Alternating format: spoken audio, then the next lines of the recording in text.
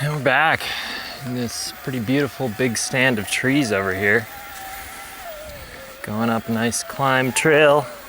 And I'm on an e-bike today, the Yeti 160E. Pretty sweet bike.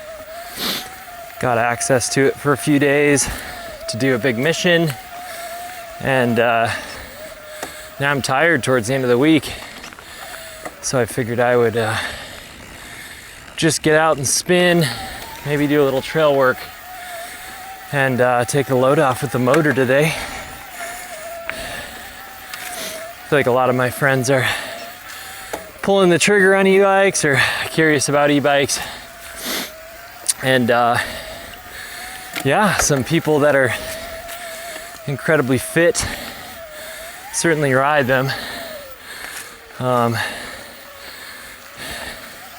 Seems like people that either want to explore more terrain or ride more downhill in less time, or people that have just always been pretty unathletic are the types of people in my groups that have been getting them. Yeah, on the mission on Friday, my buddy and I went up this just incredibly steep climb access trail, and I had this Shimano motor on like a 2 out of 5, and I was just thinking like, wow, this is feels pretty relaxing still, and pretty like not too overwhelming, because the trail is just so steep, kind of like this climb trail is fairly steep as well in spots. And yeah, I think that's been one of my biggest, I've got two concerns when it comes to e-bikes. One is that if I were to buy one, would I, go off the deep end and only e-bike because it's so much easier, such a path of less resistance, and then lose my ability to keep up with my friends that are on analog bikes or non-motorized bikes forever. That's kind of a concern of mine. I don't know how valid it is, but. And then the second concern is like, there's something about a non-motorized ride that's just quite relaxing and seems like maybe more of a mental reset with that just like deep fitness, super high cardio, and maybe super high cardio while you're going kind of slow, up these steep climbs. So that's kind of, an interesting thing that I've grown to like about mountain biking. Ideally, I just have access to an e-bike as like an aside, and that I could maintain some discipline and ride, my standard bike 3/5 of the time, and then use the e-bike for cross training and extra large missions, that kind of thing. And I would welcome that. Just gotta like secure one at a price that makes sense, and it just takes up more room in the shop. It's another bike to fix. So a few concerns, haven't pulled the trigger yet, but here we are on this Yeti, and I really like this thing. I know there's a bit of, seems like people, from what I understand, seem to really like the Bosch motors, but it sounds like people are really warming up to the Shimano motors with the new 801. To be honest, I don't even know if this is a EP8 or EP801. Kind of guessing it's the EP801, just since it's brand new. But yeah, the reasons I am liking this Yeti so far, it's got like a 446 chainstay. They claim they tried to keep it a little shorter. Feels like a reasonable length. It's still maybe a little bit short for the type of like power that you have on the climbs, but then I kind of much prefer a shorter chainstay, especially on a bike that, you know, I'm worried about being too big to muscle around. Just keeps that rear end lively and predictable as far as I'm concerned. Yeah, this is really relaxing, climbing up on the 2 out of 5 setting. Yeah, it seems to have pretty good geometry. It's like with the amount of power and the kind of slopes that you're able to ride up on an e-bike, the 78 C-tube angle still maybe feels a bit out the back, like you still got to drop your chin at times, keep the front wheel down. But we're talking about like whatever it is, 20% grade climbs and, you know, things that on a normal mountain bike would just be kind of ridiculous. Yeah, feels like a pretty refined bike. They have like a updated, you know, e-bike style linkage in the rear, where they said they kind of calmed down the anti-squat, which is cool and makes a bit of sense, because e-bikes are so powerful, so many watts, that you just be like really propping up that rear end. So you got to draw that balance. And the more power, you know, the higher the power setting, the more anti-squat you should get out of it, which is kind of ideal. Yeah, it's a super steep switchback, like for a standard bike, and it was just super easy to keep the front end down there. So that's awesome. I'm also a huge fan of the 29-inch wheel. When you have the weight and the power, 29-inch wheel is just super kick-ass for traction. It just comes down to like, can the company find a way to fit it in there? And then seems like Yeti prioritized keeping that chainstay short, which is, I think, ideal for a 29-inch wheel. And you still end up at 446 millimeters. So, you know, it's hard to tuck it all back there. Pretty big wheels. Yeah, another, I mean, cool thing about e-bikes is just the utility. I wasn't afraid to bring my trail tools with on this ride, even though it's like a 2,500 foot lap. So that's cool. I do wish e-bikers with all their extra power, wattage power, had a little bit more appetite for fixing trails and trail work. Be nice if we could build a culture of, you know, repairing ruts and making sure things don't get too blown out from the people that have the privilege of shredding on these bikes, getting more laps in. Seems like the trail builder types are often like more, tight corner, more dirt baggy type of people.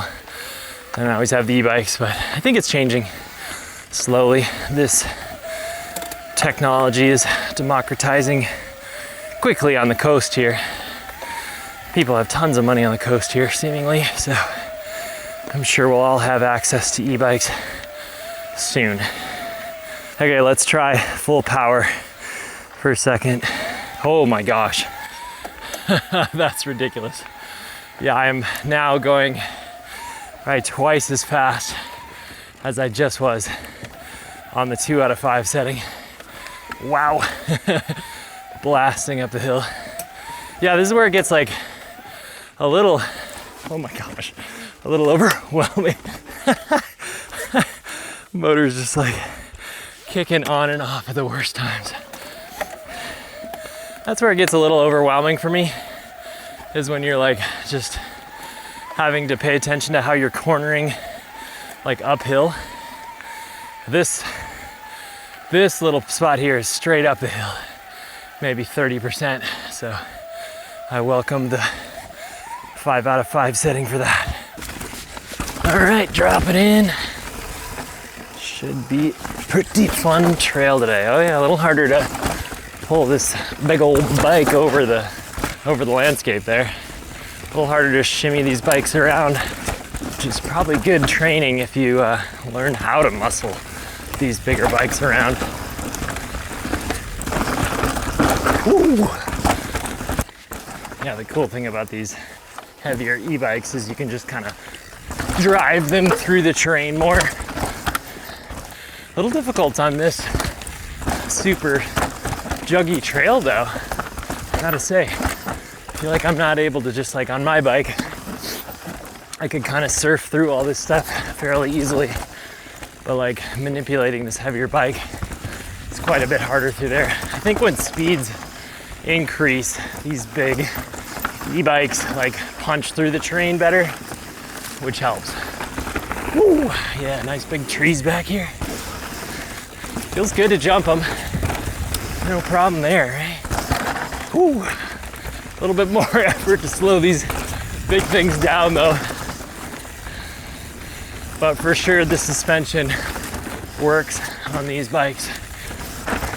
Yeah, for being a big, heavy e-bike, I do feel like the chainstay of this bike, suspension curve and whatnot, does feel like you can manipulate it pretty good and kind of slap it around corners a bit. But it does seem to take quite a bit more English. Arms are a bit tired today and I feel like I'm getting a little manhandled by this thing. Phew. Driving with some speed though. Crazy. Once you let off the brakes, this thing really starts to go. Oh, new landing work there. Maybe somebody's got this trail all tuned up ready and I won't need to bring out the tools. Everything's been running fantastic so far. Yeah, my biggest gripe with this particular build, I mean, I think this bike feels phenomenal. It's quiet, feels really refined. But these code brakes, even with 220 HS2 rotors front and rear, just feel overwhelmed on this bike. Just now that the Mavens are out, there's like no excuse to be speccing bikes like this. It's a nasty rut here. There's a couple of these wonky ruts, and I think I have the perfect tool for that today, actually. So this is like a little mini rock pick or whatever that I actually started using for my Halloween costume a few years ago. And when I broke my arm last year, I started to think about trail building with it. And this tool, like ounce for ounce, is just an incredible way to trail build out here. Because you got this sharp side that you can get through the dirt with, break things up, and then you can use the kind of mattock side on the other end of this tool and move some pretty serious dirt. Like this stuff's super hard packed. I'll get through it. Once I get to the soft stuff underneath, I can just like roll this all like a carpet pretty easily.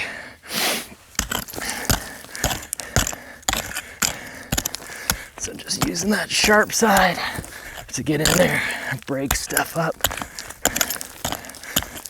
And then once I'm through and have all this, it looks like just red rod underneath, but you can move it super easily. Feels good to use two hands, break it up with that sharp side, and then come back through with that little mini mattock. That little inch wide head is just pretty incredible.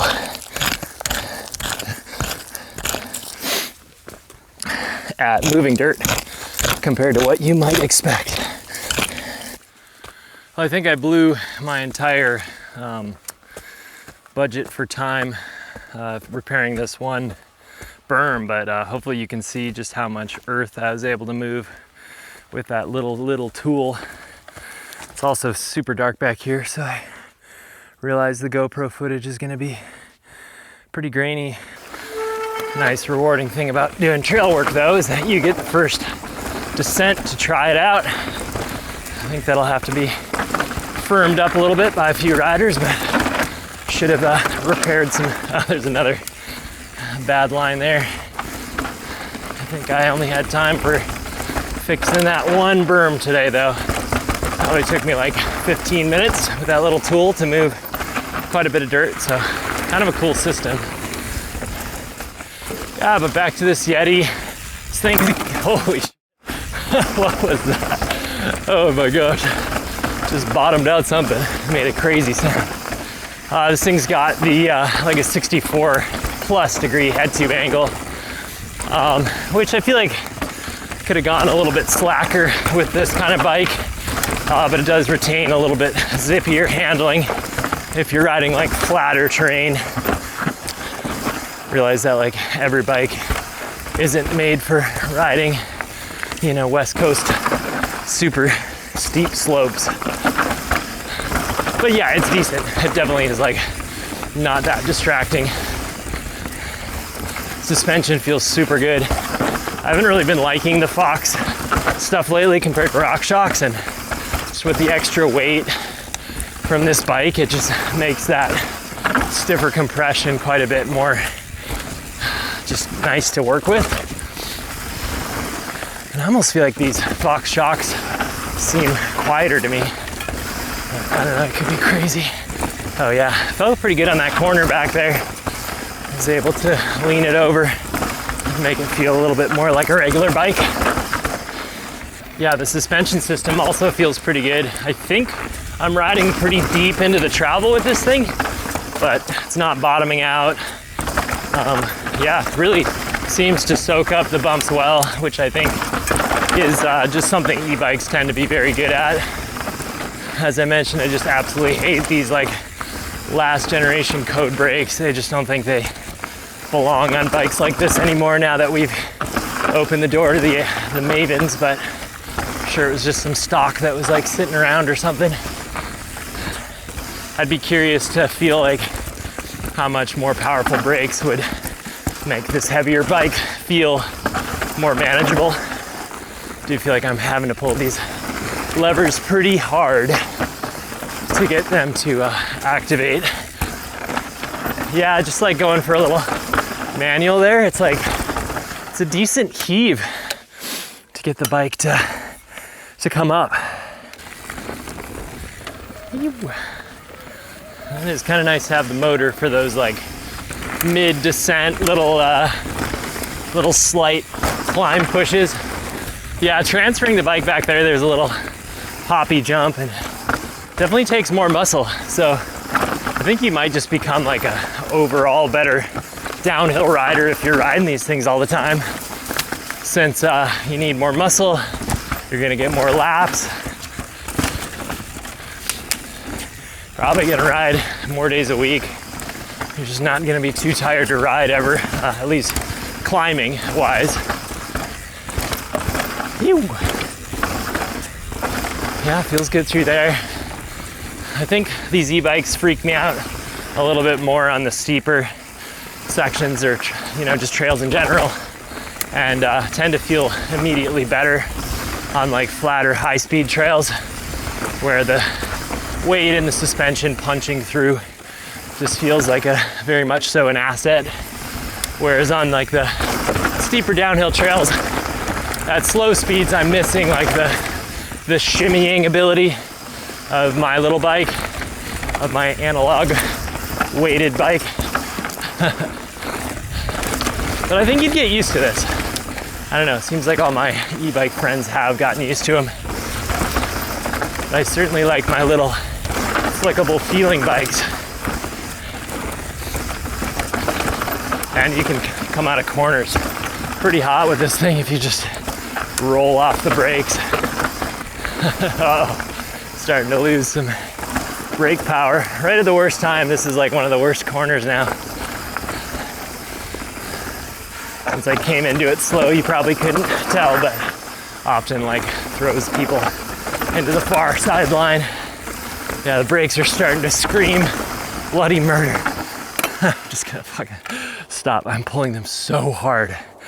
Dude, these like last gen code RSCs are so bad. now that I've tried the new stealth codes and especially the new Mavens, it's just like, I freaking hate these. These brakes have plagued me for years. Thank goodness SRAM is heading in a really good direction now. But like, what a blemish to have made these for so many years.